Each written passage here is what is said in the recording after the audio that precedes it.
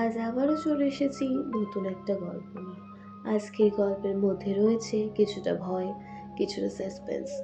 শুরু হচ্ছে আজকের বিশেষ নিবেদন, মার্ডার।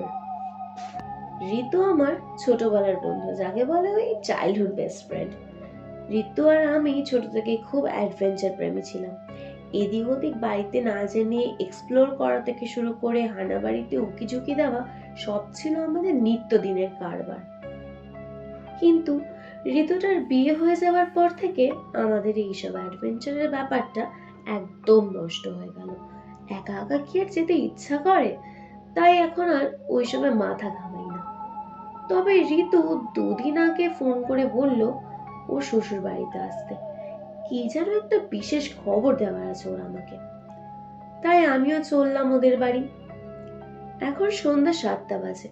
প্রায় 30 মিনিট হয়ে গেল ওদের বাড়ি এসে বসে আছি। ঋতু আমাকে বলল, জানিস হিম, আগেই বলে রাখি, আমার নাম হিমাদ্রি। ঋতু আমাকে হিম বলেই ডাকে। দেরি না করে আসল কথায় ফেরা যাক। ঋতুদের বাড়ির দুটো গলি পরে নাকি একটা পরিত্যক্ত বাড়ি রয়েছে। লোকের মুখে শোনা যায় সেখানে নাকি ভূতের বাস। ঋতু সেটা পরখ করে দেখতে চায়। আমি বললাম, ঠিক আছে, চল তাহলে আজ রাতে ওই হানা বাড়ির উদ্দেশ্যে যাওয়া যাক। এরপর আমরা ওই হানা বাড়িতে যাওয়ার উদ্দেশ্যে তৈরি হয়ে নিলাম।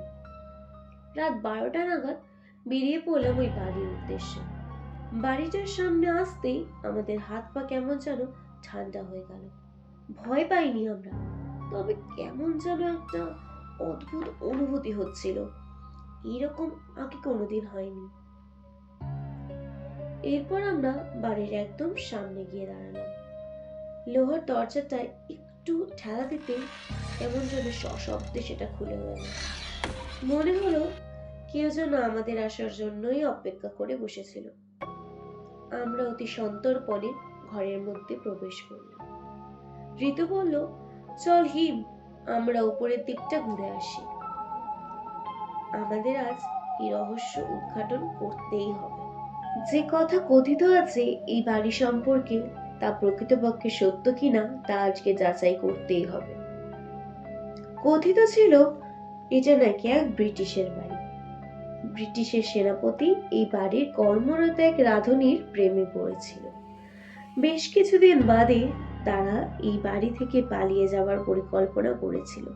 ঠিক সেই দিনই তারা পালিয়ে যাওয়ার সময় নাকি বাড়ির বাকি সেনাপতিরা তাদের দেখে ফেলে এবং তাদের ধরেও ফেলে। আর ওই রাঁধুনি মিস গ্যাব্রিয়েল সিঁড়ি থেকে পড়ে মারা যায়। তারপর নাকি সেনাপতিরও মৃত্যু হয়। ওদের আত্মা নাকি আজ ওই বাড়িতে বিচরণ করছে। এইসব ভাবতে ভাবতেই আমরা উপরের দিকে উঠতে লাগলাম। হঠাৎ করে ঋতুর পা মুচকে গেল। একটুর জন্য বেঁচে গেল, না হলে সিঁড়ি থেকে পড়েছে ওর কি হতো ভাবলেই কাটা কাটা দিয়ে উঠছে। আমি তৎক্ষণাৎ দূরে তাকিয়ে দেখলাম কি যেন একটা সরে গেল। আমার মনে হলো এখানে আমরা ছাড়াও আরো অনেক কেউ আছে, তারা আমাদের দেখছে।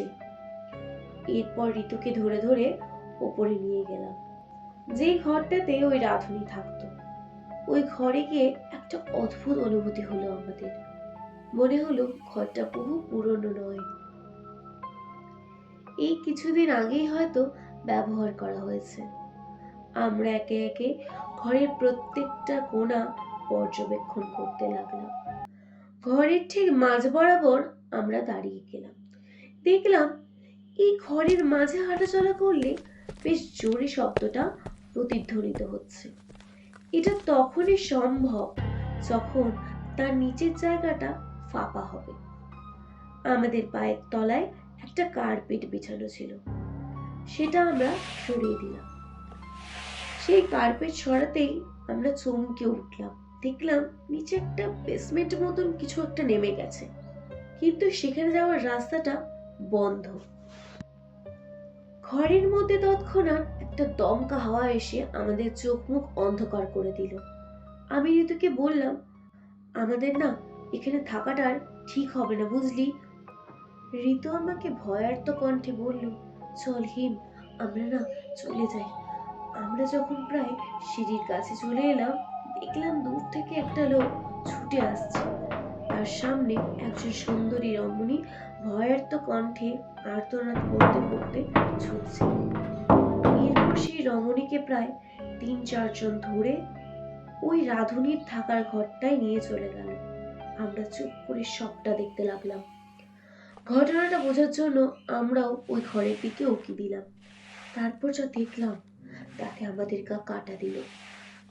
দেখলাম ওই রমণীর হাত পা বেঁধে পুরাই বেসমেন্টে নিয়ে যাচ্ছে। তার সাথে যাচ্ছে ওই রমণীর পেছনে ধাবিত থাকা পুরুষটি। এরপর আমাদের আর বুঝতে বাকি রইল না যে ওরা কারা, আর ঠিক কি কারণে ওই রাধুনির মৃত্যু হয়েছিল। কেনই বা তার অতৃপ্ত আত্মা আজও এই বাড়িতে ঘোরে। আমরা আর একটু দেরি না করে সাথে সাথে ওই বাড়ি ছেড়ে বেরিয়ে চলে এলাম। আজ এখানেই শেষ হলো আমার বিশেষ নিবেদন মার্ডার। গল্পটি যদি ভালো লেগে থাকে তবে অবশ্যই আমার চ্যানেলটিকে সাবস্ক্রাইব করবেন, পাশে থাকা বেল আইকনটি ক্লিক করবেন, প্রচুর প্রচুর শেয়ারের মাধ্যমে আমাকে আরও অনেক নিত্য নতুন গল্প লেখার উৎসাহ যোগাবেন। গল্পটা কেমন লাগলো সেটা লাইক ও কমেন্টের মাধ্যমে জানাতে ভুলবেন না। ভালো থাকবেন, সুস্থ থাকবেন। দেখা হচ্ছে পরের এপিসোডে। নমস্কার।